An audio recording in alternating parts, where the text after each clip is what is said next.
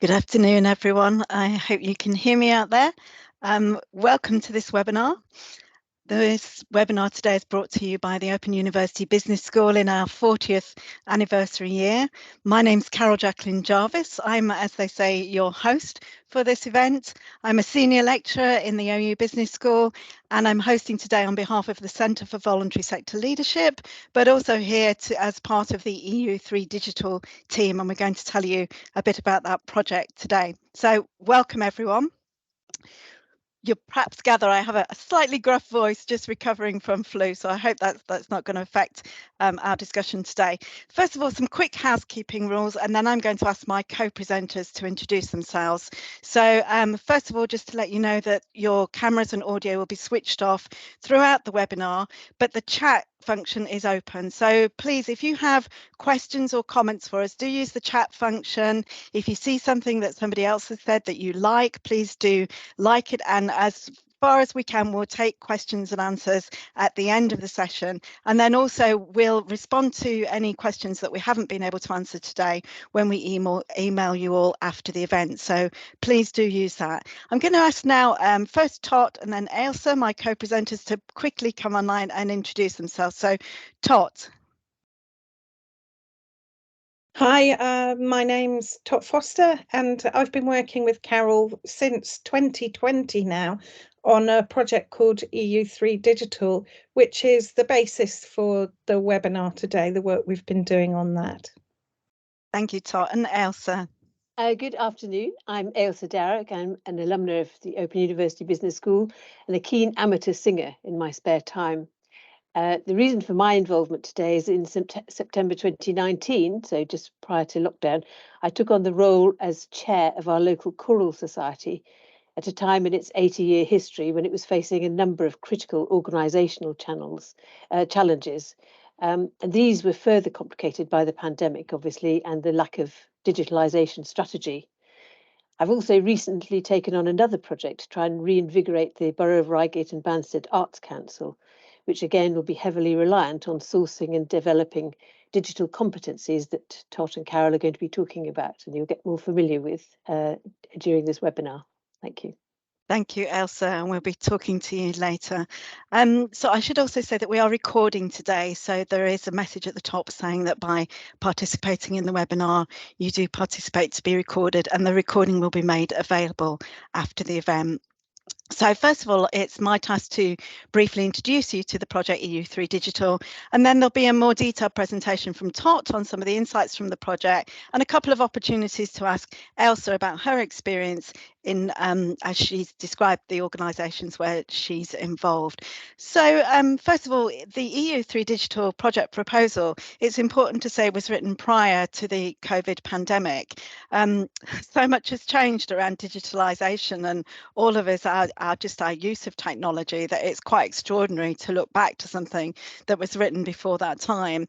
It's an EU-wide partnership. There are partners from Portugal, Spain and Croatia, and Euclid, which you may know is a European-wide network based now in the Netherlands. And the task was to understand the knowledge, skills and attitudes, which in this piece of work we describe as competences, that small non-profits needed to develop in order to digitalise.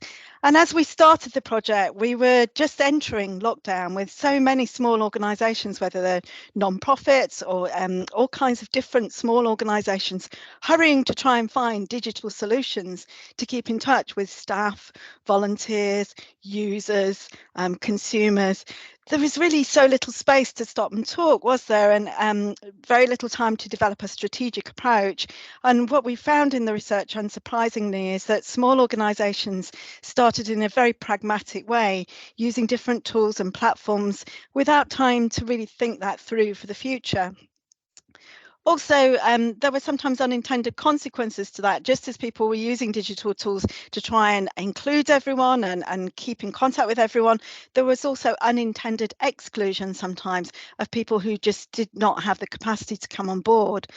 So EU3 Digital, we at CVSL, the team at the Centre for Voluntary Sector Leadership, were responsible for the first part of the project, the research, and Tot will describe some of that to you. That was then picked up by partners to run training in different countries, and that's really interesting. As you can imagine, we probably host a whole webinar about our learning about the experience in the really different contexts of different countries. And then from that learning, that's all been used to create a curriculum and a toolkit, and there are resources on the eu3digital.com website, which we will link you to during the webinar, and we hope you'll want to dip into those after you've heard more from Tot. And I think it's fair to say that we discovered in those very, very varied contexts that going digital has been a real challenge for many small non-profit organisations. And our interviewees suggested that in non-profit organisations, often there's a sense of being behind the public and commercial sectors as the barriers are so incredibly powerful and resources are few. So you can hear more about that. I'm going to hand over now to Tot, who's going to, no, first of all, I'm going to speak to Elsa. Sorry, Elsa. Let's, first of all, Elsa, please just come online and tell us a little bit perhaps about the barriers. I've just said briefly that we found in our research it was a really challenging situation for people. What was this like in your organisation? What barriers have you faced? Well, I think some of the aspects that you just mentioned are closely reflected in our experiences, and I would say that the barriers for us came under three main banners: those of people, finance, and the relevant technology. Firstly, looking at people, for us, it includes the demographic of our members. As Carol was just mentioning, some are still very reluctant to engage with technology. As a choral society, a lot of our members are probably hitting a senior age group who have been unfamiliar with technology during their working careers. And then, keeping on the theme of people, the skill set of the trustees and volunteer administrators and their time and propensity for training.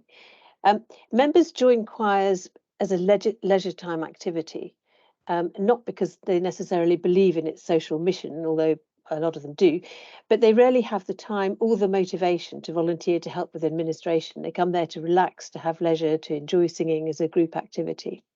And then again, we have a key person risk. So especially with regard to technology, access to technology, passwords, licenses, hosting. I could tell a number of stories about that, but they would all be take too long in another webinar probably. So secondly, on the finance front, that's always a consideration for the third sector, the availability and the judicious use of funds to spend on outside administrators or technology. And then lastly, the relevant technology itself. Teams and Zoom are fine for administrative meetings, but not if you want to sing together, because there are so many latency issues there. So even if you can get people to join in, you can't actually sing together when you're online during a pandemic. And digital inclusion, also during the pandemic, we're always talking about inclusion, which is very important for the third sector. Digital inclusion is particularly important, although engagement did improve slightly during the pandemic, and I would say it's better now because people have had by necessity to become more familiar with it. And I can talk a little bit later about some of the technology that we've been using, but those are probably the three key things which are the barriers for us.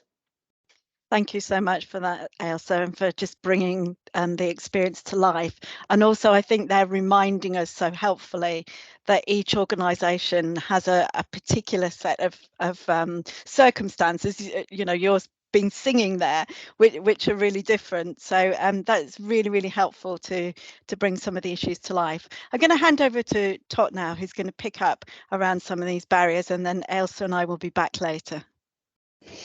I think that's really interesting what you were saying, Elsa, because there are a lot of commonalities there with many organisations from the voluntary sector when they try and get digital. And this is one of the things we found out in the research. For example, it's not involved with organisations' core work necessarily. And so it becomes a lower priority. It feels like a high degree of investment is needed, but actually that isn't necessarily true. A lot can be done with very relatively low investment. And overall, there is evidence that this sector is quite a way behind in terms of digitalisation when compared either with the public sector or the commercial sector. So there's plenty of evidence that it's quite hard to get going with digital, to keep up with digital for the sector. So I guess a big question is, why should organisations invest in this? Why should they bother with this journey when there's quite a lot of barriers, it's quite difficult to do? So primarily the main reason is efficiency and being competitive. So if you get your back office functions sorted, if you get your data flow sorted, if you become more efficient and effective, that then allows more resource to be directed to core work. That's perhaps the obvious bit, the obvious advantage of getting digital, but there is a lot more. For example, in our research, people talked about being relevant, being modern. Maybe that wouldn't necessarily drive investment, but actually keeping up is a serious thing because funders, governments, backers of all sorts demand evidence about value, demand evidence about impact.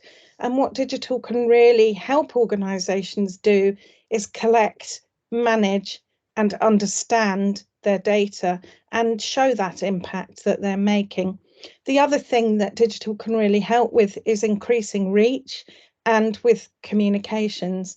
And something that we discovered through our research too is how important the sector is in being, as it were, brokers for digital inclusion, because that is still a big issue in society, that many people don't have access or don't have the knowledge to use digital tools, and yet society is becoming more digital and there's an urgent need for people to develop those skills.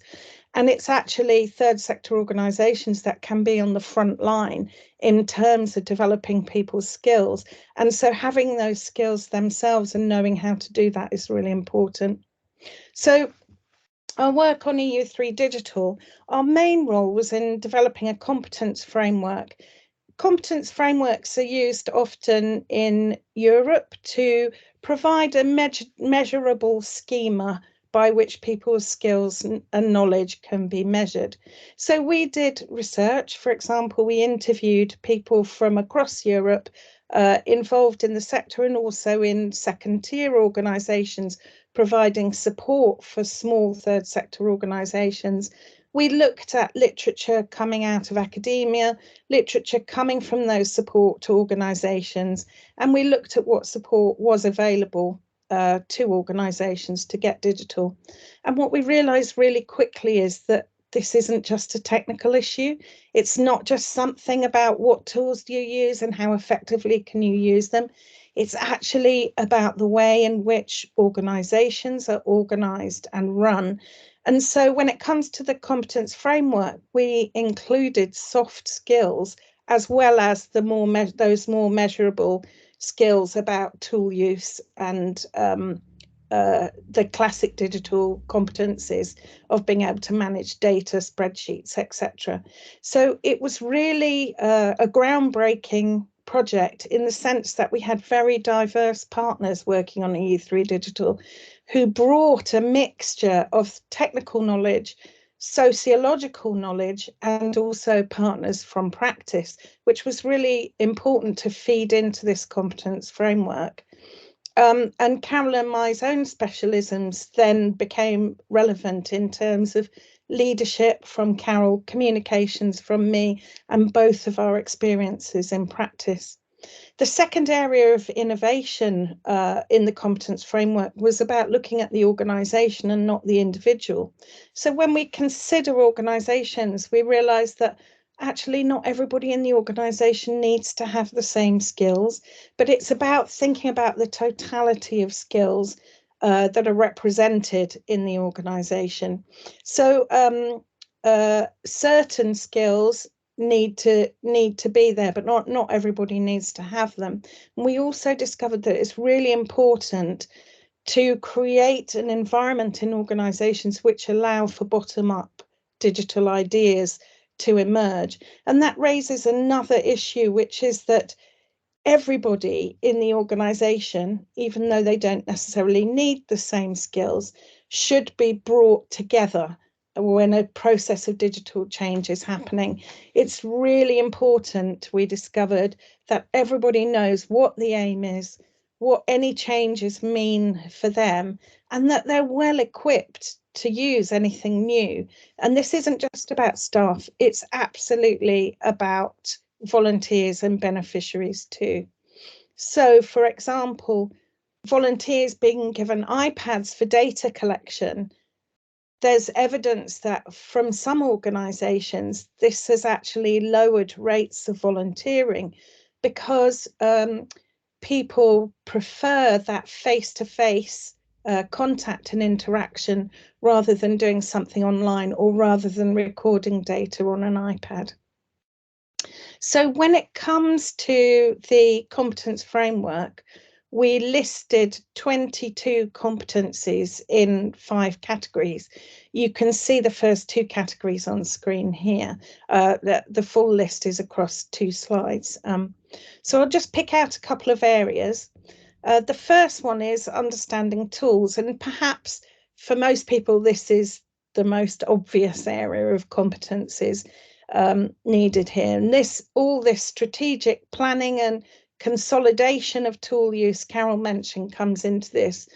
But perhaps more surprising might be knowing when and how to outsource. That comes under operational effectiveness. So it's also important to know what organisational limitations are, when other people with different skill sets need to be brought in.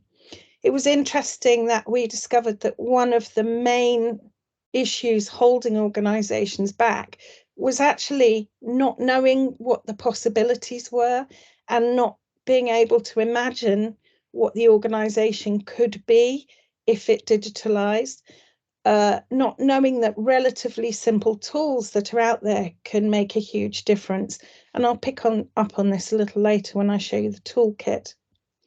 I'll also pick out some other things from the other 3 categories that we developed competencies under.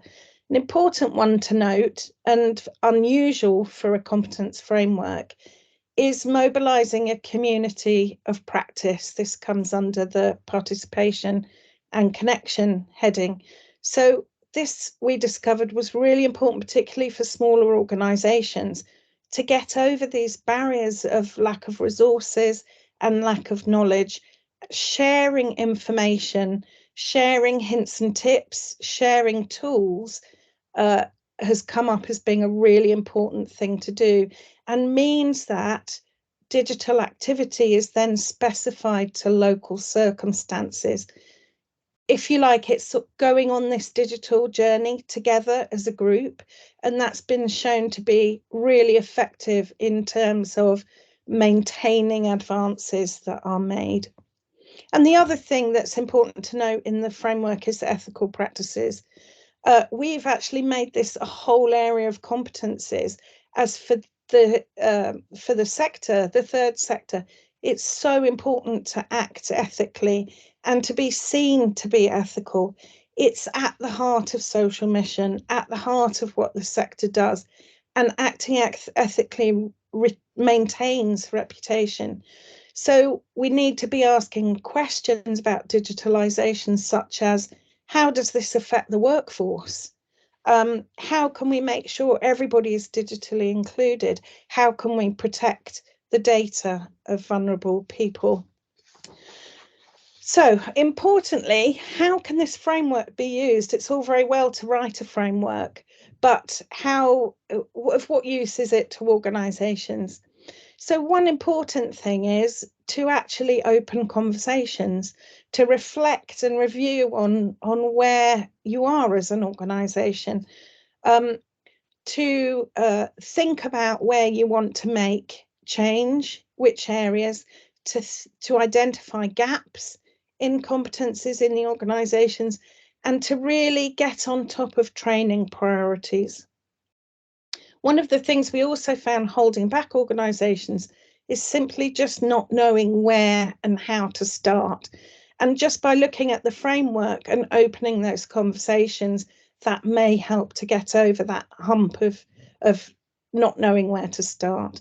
So we're often all told you should get digital, but what does that mean? What do you do? How do you get going? So EU3 Digital, as well as the competence framework, developed lots of other resources that Carol mentioned. So there's training, curricula, and there's a toolkit which I'll talk about in a moment.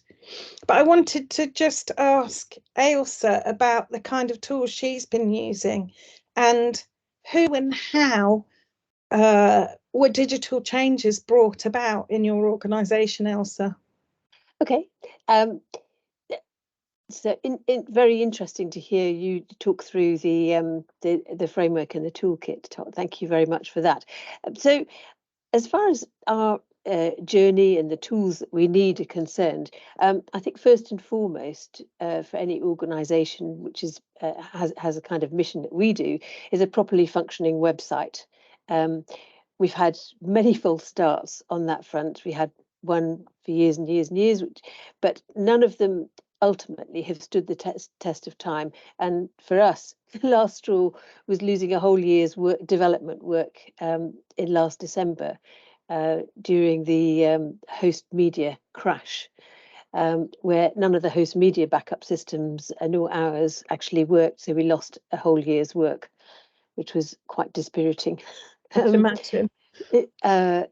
Social media presence is vastly important to us to access our audience and also not only our own members to keep them informed, but to attract new members, to show that we're a vibrant organisation that's at the heart of our community and the benefits that we can afford to others. And the overall digital platform, I would say we need includes a member database that is easy for people to understand and operate with all the membership records, including the friends and the sponsors and so on. Events management system, emails and mailing list system, a music hire library, and financial management. It's all very well for it to have a competent treasurer who can use Excel, for example, but if no one else can use Excel, they can't actually interface and interact with others. So to be a bit more specific about the tools we're using, we do have a Microsoft 365 charity version. That's a free account, which is referred to in your toolkit, which people will find. There are positive and negative aspects to this. It was opened initially to ensure that we had secure and documented communications, particularly between the trustees and the administrators. But it was never fully rolled out to absolutely everybody on the trustee committee, and new trustees joined and so on, and the person who was administering it eventually departed. And the other issue we had with the Microsoft 365 is it conflicts with Google accounts on the same computer. So there are technical issues there. If you've got Google database or you're operating a Google Outlook, for example, that and Microsoft don't always agree. So that was an issue we had. But having said that, the Microsoft charity version of 365, the free account, is great if you can get it right. During the pandemic, we used Zoom and YouTube, as I mentioned earlier, for live and recorded rehearsals, respectively, but it wasn't particularly satisfactory. As I think many people know, because there's been so much publicity in the media recently about the benefits of music generally, but the physical and mental health benefits of singing and coming together as a community are massive, both for individuals and for communities. And Zoom and YouTube don't quite crack it really one way and the other.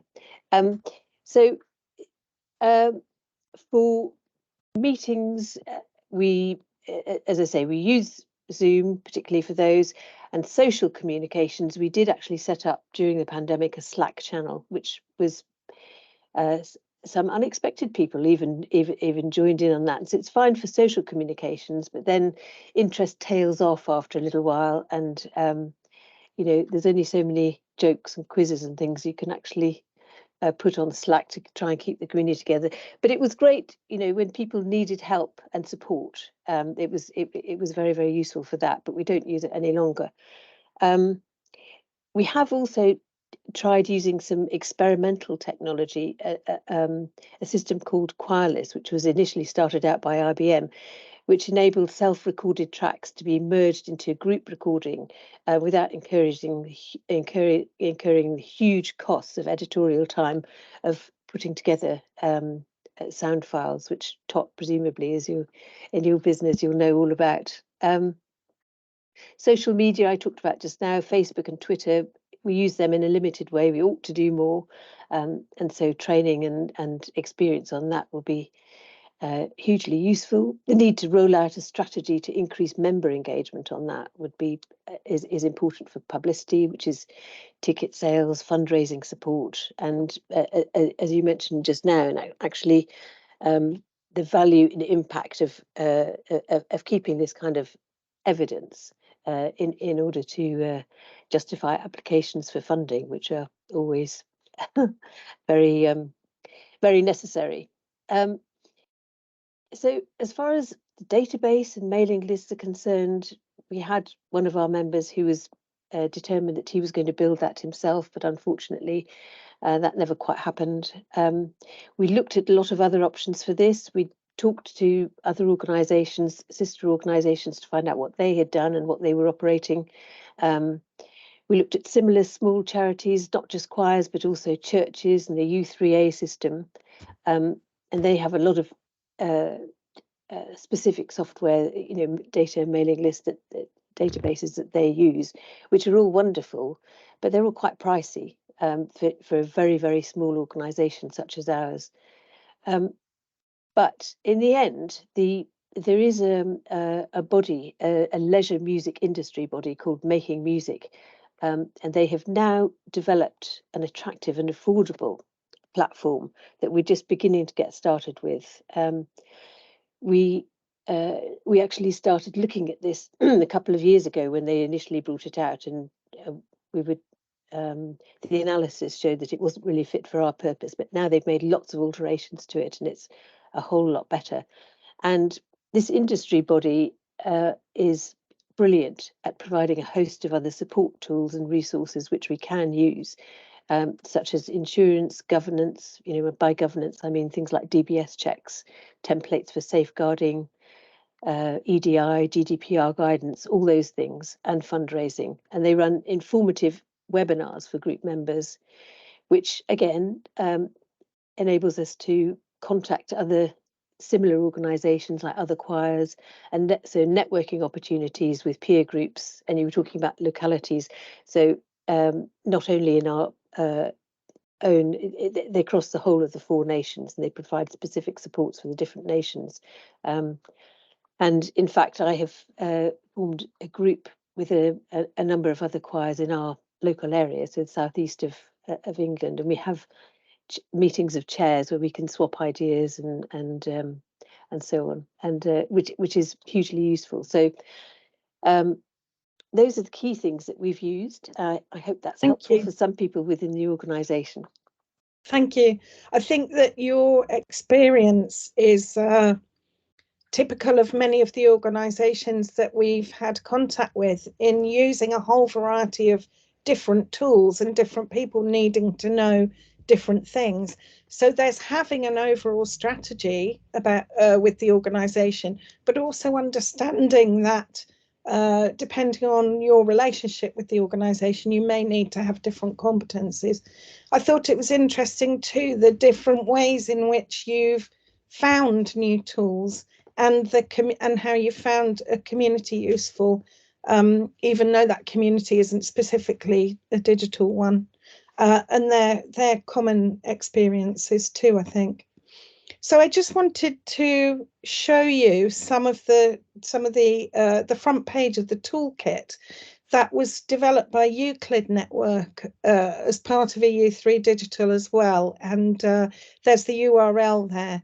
And this toolkit picks up on the competence framework and really places an examination of need and areas of activity for third sector organisations at the heart of developing tool use.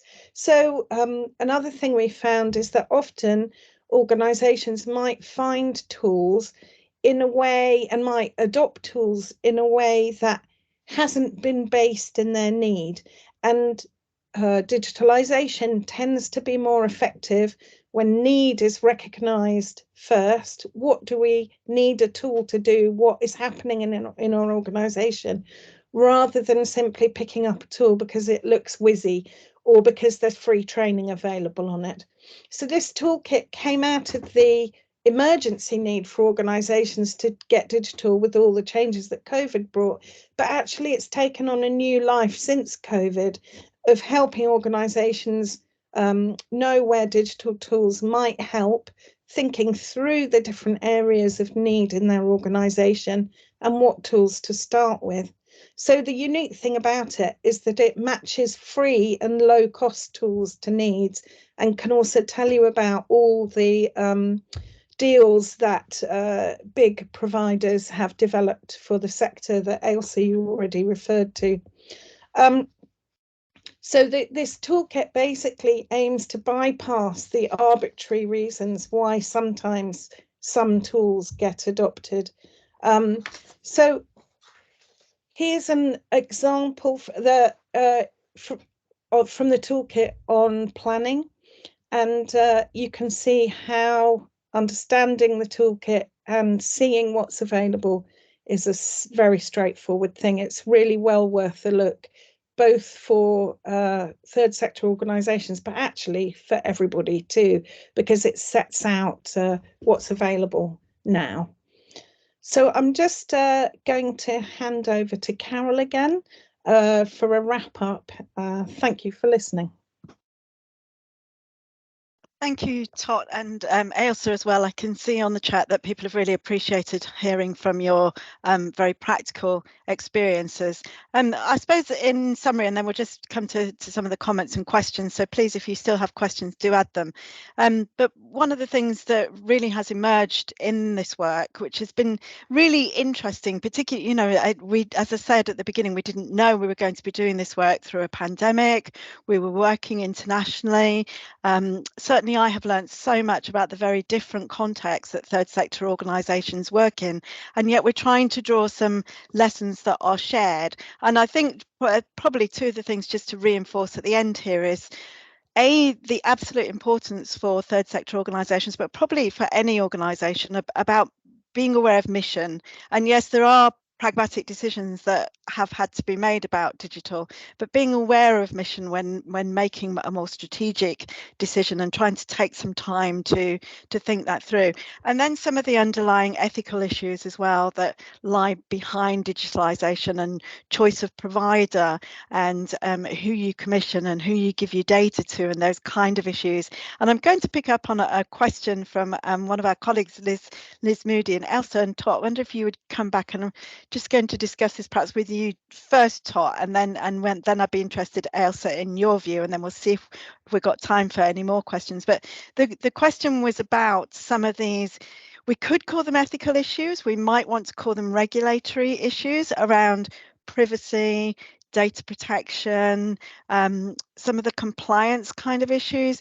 I wonder, Tot, how do you think from your discussions with people, we didn't have time to sort of talk a lot about how you spoke to people from right across Europe in the research, but you had that experience, and also we've been out delivering training and supporting training in a number of different countries over the last 9 months. From talking to people, how do you think people are doing with these kind of big, as I say, they're both ethical issues and regulatory issues? I think this is a total quagmire for everybody. It's so hard to unpick what it is that you need to do to comply, Security, there are so many products on offer. It's really hard to know where you should be going and what you should be doing. And often in smaller organizations, there is no digital specialist as such.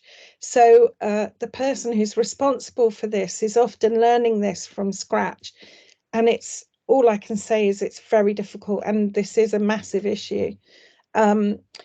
But on the other hand, when we looked at what resources are available to support organisations, this is an area in which there are some support materials out there to help. So on the one hand, life is difficult in sorting this out, but on the other hand, this is an area in which there is some help out there. So I would That's say good to know. to anybody who's feeling like this is a very muddy situation, and obviously as well, any errors in that are absolutely catastrophic. So taking any sort of risk is not worth it, because the consequences can be so great if security or privacy fails. So go and seek help. There is help out there.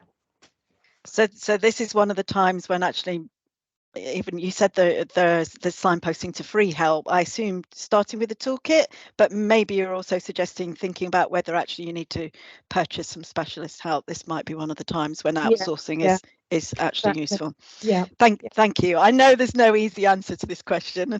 Thank you, Liz, for raising such a big one. Ailsa, I just wondered, do you just have any practical tip that's been helpful for you? Well, we limit the amount of data we have on all of our members, and we do, when people fill in a membership form, they have to specifically say that they allow their data to be used, to be processed for the purposes of their membership of the choir. And in previous databases, we've ensured that previous membership secretaries and so on and so forth have wiped their databases or transferred them when the responsibility has been moved on to someone else. But we're very keen to centralize all this data in the new database that we're going to get via Making Music, and then we can wipe all our previous records and have everything centralized under that. But as I say, there's a limit to the amount of personal data we hold on anybody, and we try and protect ourselves that way. We do have a privacy policy which we need to keep updated on our website, and in fact, I think that's up for renewal at a meeting that we have tonight. It's firmly top of the agenda. We theoretically, the membership secretary was the data protection officer, but again, that's a slightly grey area which we need to sort out. But we're very, very conscious of the fact that we need to do this. And the other thing is, it's not just member data, but it's also email communications between volunteers, between administrators, and people dealing with things, because there can be times, if ever any decisions are questioned, that you need to be able to track back on that and actually find the emails, and they need to be closely monitored. And we have had that experience, and it was exceedingly time consuming and painful, so to actually have a way of tracking it, or have one system in which you actually keep these emails securely referenced is hugely useful, because otherwise, if you're going back through 15 people's personal email accounts for a year or two, it's just horrendous. So have a policy, have an email system, and use it. That's what I could suggest. Thank you. It's great. Thank you for your generosity in sharing those things with us, and those very practical tips. Okay, a quite different kind of point, but which came over, I think, consistently through what we've said in the last 45 minutes, but also the project itself Tot, again, starting with you first, and then maybe Elsa again could comment from practice. But that is just getting everybody on board with all of this. So, you know, so much of what you've talked about, Tot, is actually, as you rightly said, not about technological knowledge at all. It's just about engaging people and good practice in keeping people on board and not excluding people. And again, this is not an easy one, but have you got any thoughts as we come to the end of EU3 Digital about what the lessons are in terms of just keeping everybody on board and engaging people? I think it's making me think of one organisation I worked with who had done a lot of communications work, but when the person responsible for that left, they took all the passwords with them. And so new websites had to be made, a lot of work had to be redone. So one element is looking at workflow and that workflow existing beyond one individual so that everybody understands how things are happened and there is a place where things like passwords are held. The other thing, I guess, is sorry, I've lost my track of thought. Elsa, no, over to you. That's fine. Let's I'll go to Elsa, and then if you recall what it was, then we'll come back to you. Yeah. Elsa, any thoughts on this? I would certainly second that. We lost our Facebook account due to a similar experience a couple of years back over a disagreement, and so we had to recreate a Facebook account, and so we lost, I don't know how many followers in the process, because you've got to rebuild the whole thing, including getting people's attention back from times gone by. So looking at workflow, looking at looking at how you control the access to all these different accounts, and make sure that it's not in the exclusive hands of one person. It needs to be shared and properly documented. I would absolutely second that. Getting everyone on board, I think there's an awful lot of generally in the third sector, there's a lot of goodwill. Everybody wants to do it, and they all say, you know, yes, that's on my to-do list. I really want to do this, but actually engaging them and getting them commit and get going on it is something, because of the lack of time that everybody suffers from. That is a challenge. So it's a question of dividing things into easy bites and making it easy for people to do. And if you can do that, then you will find dividing tasks and so on. You will find that more gets done if you can share the load. But then somebody's overall got to be in charge of knowing who's doing what, and keeping that properly, keeping the workflows and the communication flows going. I mean, on EU3 Digital, we talked a lot about organisational culture and how you can engender an organisational culture that allows open and frank discussion, and also for bottom-up ideas to emerge. Because actually, for a lot of digital needs and tool use, it's the people who are using the tool in their day-to-day context that understand best what is needed. And sometimes in situations where there are hierarchical leadership models, and this was something that came out strongly from interviews with organisations across Europe, those hierarchical leadership models that don't necessarily allow for bottom-up ideas to emerge end up producing digital strategies that are not particularly usable because they're wish lists, thinking in the abstract rather than actually being embedded in the day-to-day work and interactions of people. So creating a culture that allows for that communication is a really important part. Yeah, and Elsa, any last words on that? No, I think as far as the culture is concerned, I think it depends very much on the organisation. As a relatively small organisation here, it's a lot easier for us because people don't fear speaking out to the volunteers who actually run the organisation. They're less willing to volunteer their own time and energy and efforts, but they don't fear speaking out. So I don't think we've got a problem as far as bottom-up communications are concerned. And in terms of actually running the administration, one does need to keep a very close eye on that and how it works, because there's always a risk that you have a few people who do too much, and then other people who either don't pull their weight or feel excluded for some reason. So I think communications amongst the administrators is absolutely critical, and making sure that you keep everyone on board with and included is very, very important. So I absolutely agree with that.